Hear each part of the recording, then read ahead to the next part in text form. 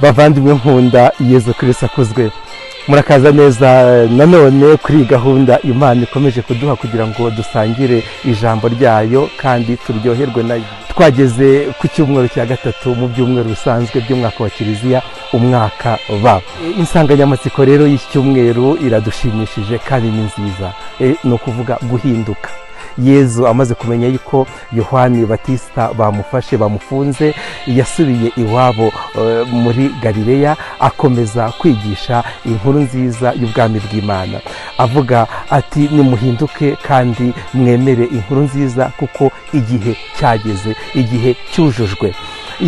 Birashimishije no kubona Yezu yarahereye ku butumwa bwa Yohani Batista kugira ngo nawe akomeze avuge ubutumwa bwe bujyanye n'inkuru nziza.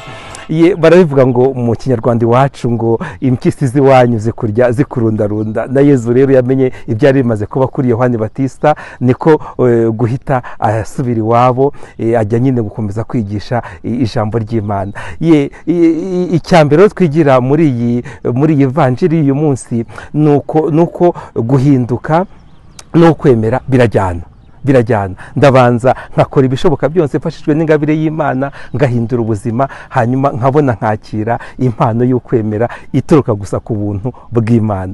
Tugerageze rero bavandimwe mu buzima bwacu bwa buri munsi, buri wese ahindura ubuzima kuko Imana iranabidufashamo na roho wayo, hanyuma twakire n'impano y'ukwemera, impano idufasha nyine guhura na Yezu Kristo buri wese ku giti cye, hanyuma tukabeshwaho nawe mu muryango wabemera ariwo Kiliziya. Icya kabiri rero twigira muri iyi vanjiri y'uyu munsi ni impano y'umuhamagaro. Yezu yahamagaye bariya bavandimwe bavukanaga, Andreya na Simoni, hanyuma na Yakobo na Yohani, hanyuma arababwira bari abarobyi, arababwira ati nimuze hanyuma nzabagira abarobyi b'abantu.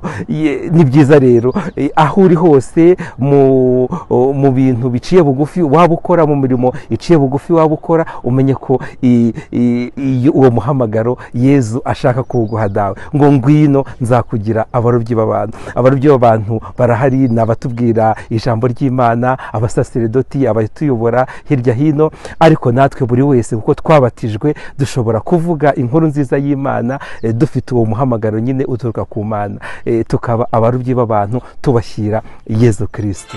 Nk'uko bisanzwe rero mugende mushake ivanjiri uyu munsi, muyisangire mu muryango n'abavandimwe ndetse n'inshuti n'abaturanyi. Ni uko yanditswe na Mariko ku mutwe wa mbere kuva ku murongo wa 14 kugeza ku wa 20. Twese duhurire muri iyo gahunda, tumenye gukoresha Bibiliya tuyishakamo ijambo ry'Imana, kandi ushobora byose abaha umugisha ku izina ry'Imana Data na Mwana na Roho Mutagatifu. Amen. Mwese ndabashuhuje, ndi hano kuri Katedrali y'I Butare mu majyepfo y'u Rwanda. Icyumweru cyiza bavandimwe.